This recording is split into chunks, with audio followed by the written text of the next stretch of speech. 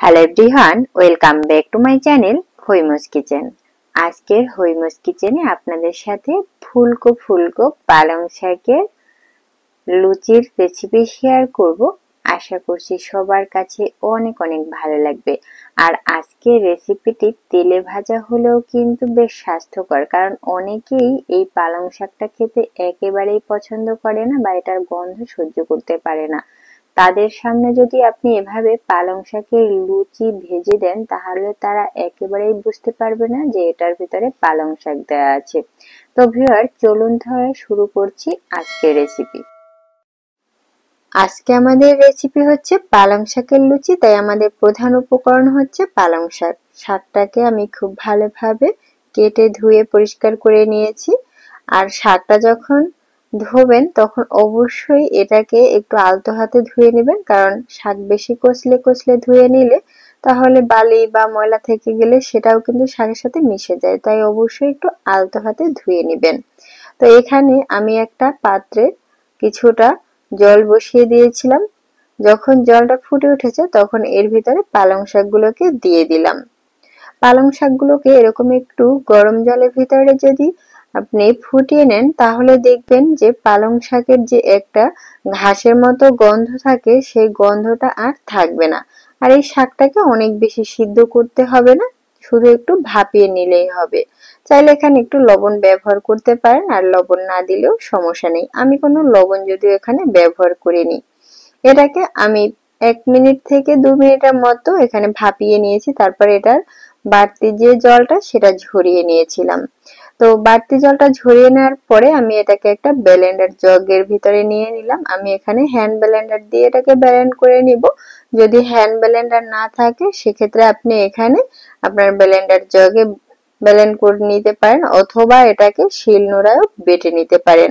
তো এটাকে আমি ব্লেন্ড করে নিয়ে আসছি। এখন আমি এর ভিতরে এখানে একটা পাত্রে নিয়ে নিচ্ছি 2 কাপ পরিমাণে ময়দা।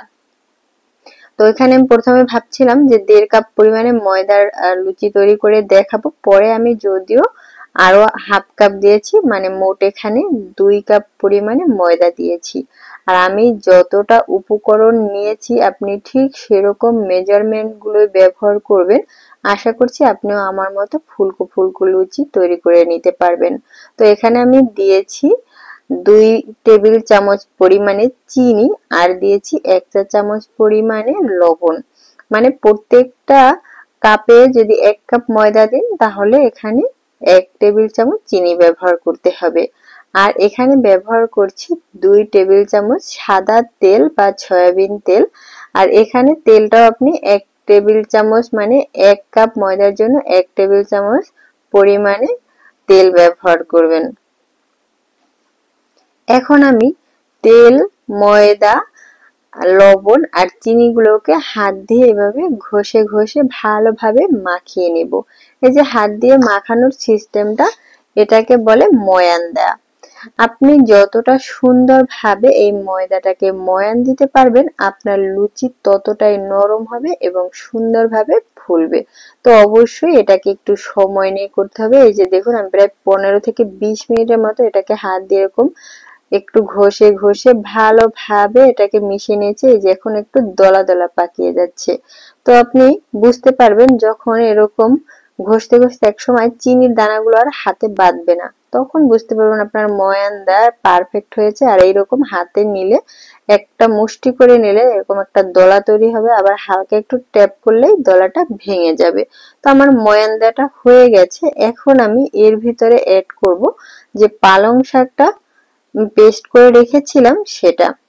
তো অবশ্যই পালং শাকটাকে সেটা আপনি শিলনোড়ায় বেটে নেন আর ব্লেন্ডারে ব্লেন্ড করে নেন, অবশ্যই খুব ভালোভাবে মিহি একটা পেস্ট করে নিতে হবে। তো এখন আমি পালং শাকটাকে প্রথমে ময়দার সাথে মিক্সড করে নিচ্ছি। এখানে যদি আপনি পালং শাকে বাড়তি জলটা থেকেও থাকে, সেটা সমস্যা নেই, কারণ অবশ্যই আপনাকে ময়দা মাখতে একটু জলের প্রয়োজন হবে। তো আগে আপনি প্রথমে পালং শাকটাকে মিক্সড করে নেবেন। যদি মনে করেন যে আমার পালং শাকের যে জলটা ছিল তাতেই হয়ে যাবে, তো হয়ে যাবে। আর যদি এখানে দেখেন যে আরো কিছুটা জল প্রয়োজন হবে, তো অল্প অল্প করে পরিমাণে জল ব্যবহার করবেন, কারণ বেশি পরিমাণে একসাথে জল দিতে গেলে কিন্তু কখনোই এটা ভালো হবে না, অনেক সময় নরম হয়ে যেতে পারে। তো এই জন্য অল্প অল্প পরিমাণে ব্যবহার করতে হবে। তো মাখাতে মাখাতে দেখুন এটা কিন্তু একেবারে আমার বোল থেকে উঠে আসতেছে। তো আমার কিন্তু এই যে ডোটা সেটা রেডি হয়ে গেছে। আর এটা যখন পারফেক্ট হবে তখন আপনি নিজেই বুঝতে পারবেন। আর এই যে লুচির ডোটা সেটা কিন্তু একেবারে নরমও হবে না আর একেবারে শক্তও হবে না, এটা মিডিয়াম একটু হালকা নরম নরম হবে। তো এই যে দেখুন একটা আঙ্গুল দিলে পরে এটা যে একটা গর্ত হয়েছে সেটা কিন্তু আর মিশে যাচ্ছে না। ঠিক এরকমটা যদি হয় তাহলে বুঝবেন যে আপনার ডোটা একেবারে পারফেক্ট হয়েছে। তো এখানে পালং শাকের কালারের কারণে দেখুন এটা কতটা সুন্দর একটা গ্রিন কালার হয়েছে। তো এটাকে যখন আপনার রেডি করা হয়ে যাবে তখন একটা ঢাকনা দিয়ে ঢেকে দিবেন যাতে করে এটার উপরে বাতাস লেগে উপরটা শক্ত না হয়ে যায়। তো ঢেকে প্রায় 10 মিনিটের মতো আমি রেখে দিয়েছিলাম। 10 মিনিট পরে আমি আবারও একটু মাখিয়ে নিচ্ছি। এই যে মাখানোটা এটা আপনি একটু সময় নিয়ে করবেন, দেখবেন আপনার লুচিটা সুন্দরভাবে ফুলবে। লুচিটা হচ্ছে আপনি যতটা সুন্দর করে মাখাবেন ডোটা বা ময়ানটা যতটা সুন্দর করে দিবেন আপনার লুচিটা ততটাই সুন্দর হবে।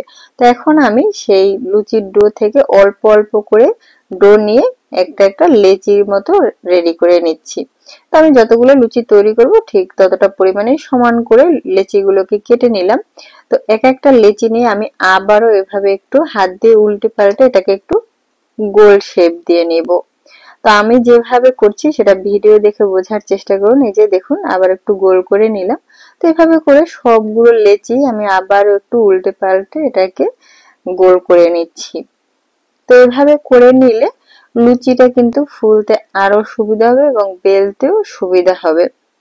তো এভাবে আপনি যতটা সুন্দর করে লেচিগুলোকে তৈরি করুন আপনার লুচিগুলোও কিন্তু ততটা সুন্দর গোল হবে। তো এরকম করে আমি সবগুলো লেচি একটু গোল করে নিচ্ছি।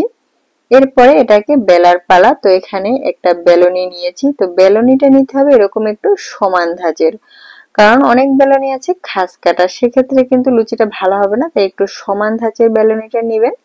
আর নেবেন একটা ছোট বাটিতে অল্প কিছুটা সাদা তেল। তো লুচিটা অবশ্যই একটু তেল দিয়ে বেলবেন, কারণ লুচি যদি তেল দিয়ে বেলেন তাহলে এখানে একটা সুবিধা আছে সেটা বলে দিচ্ছি। তো আমি অল্প অল্প করে তেল মাখিয়ে লেচির উপরে তারপরে লুচিটাকে বেলে নিচ্ছি। যদি লুচিটা তেল দিয়ে বেলেন তাহলে কি হবে, এই যে লুচিটা আমি বেলার পরে এটা বড় হয়ে যাচ্ছে, এটা রেখে দিলেও কিন্তু আর ছোট হয়ে যাবে না। তো এই যে লেচিগুলোকে আমি আবারও, যদি মনে হয় আমার কাছে যে গোল হয়নি তখন আমি আবার একটু গোল শেপ করে নিচ্ছি, কারণ গোল শেপ করলে লুচিটা বেলতে সুবিধা হয় এবং লুচিটাও সুন্দর গোল হয়। তো এখন আমি আবার একটু তেল নিয়ে আর একটা লুচি বেলে দেখাচ্ছি। তো লুচিটা দেখুন আমি যতটাই বড় করছি না কেন লুচি কিন্তু আর ছোট হয়ে যাচ্ছে না।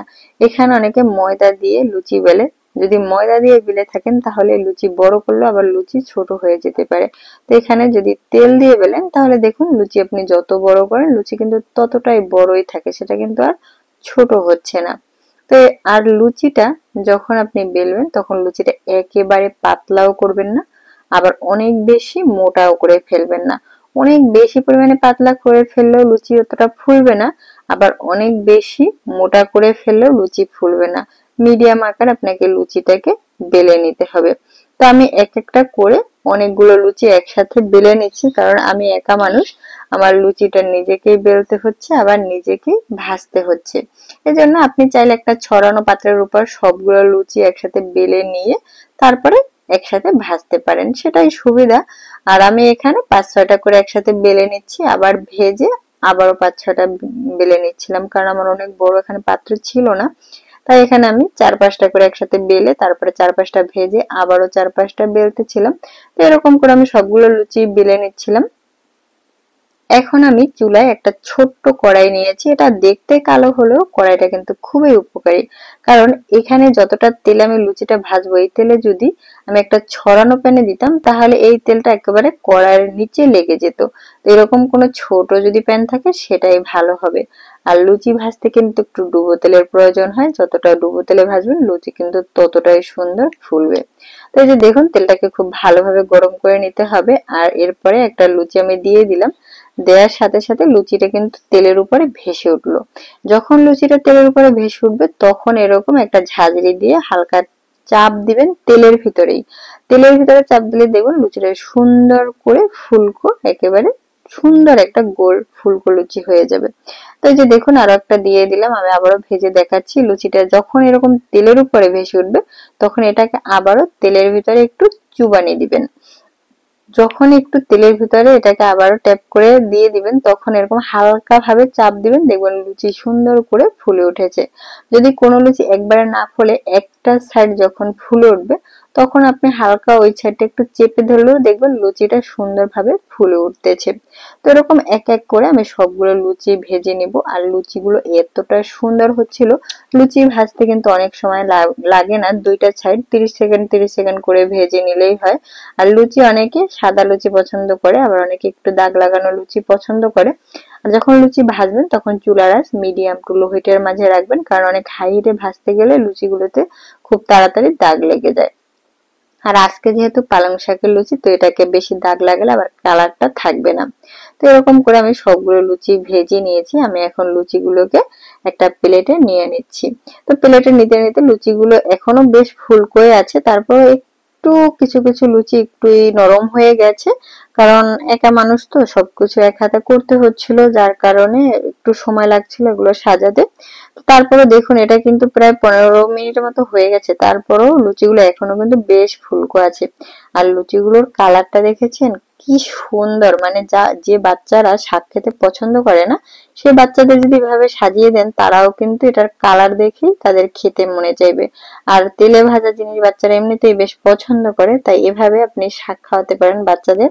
এমনকি বড়দের জন্য এটা বেশ উপকারী। পালং শাক তো অনেক উপকারী একটা শাক, সেটা তো সবাই জানেন। তো আজকের ভিডিও কিন্তু আপনাদের কেমন লেগেছে অবশ্যই আমাকে জানাবেন। এখানে আপনাদের আমি একটা লুচি একটু ছিঁড়ে দেখাচ্ছি, দেখুন এর ভেতরের কালারটা দেখুন, এতটা সুন্দর, মনে হচ্ছে কোনো একটা কালার দিয়ে এটাকে তৈরি করা। তো ভিউয়ার্স, আজকের ভিডিও কেমন লেগেছে অবশ্যই জানাবেন, আর ভালো লাগলে লাইক শেয়ার কমেন্টস করতে ভুলবেন না। তো সবাই অনেক অনেক ভালো থাকবেন, সুস্থ থাকবেন। আমি একটু খেয়ে নিচ্ছি, আবারও দেখা হবে, টাটা।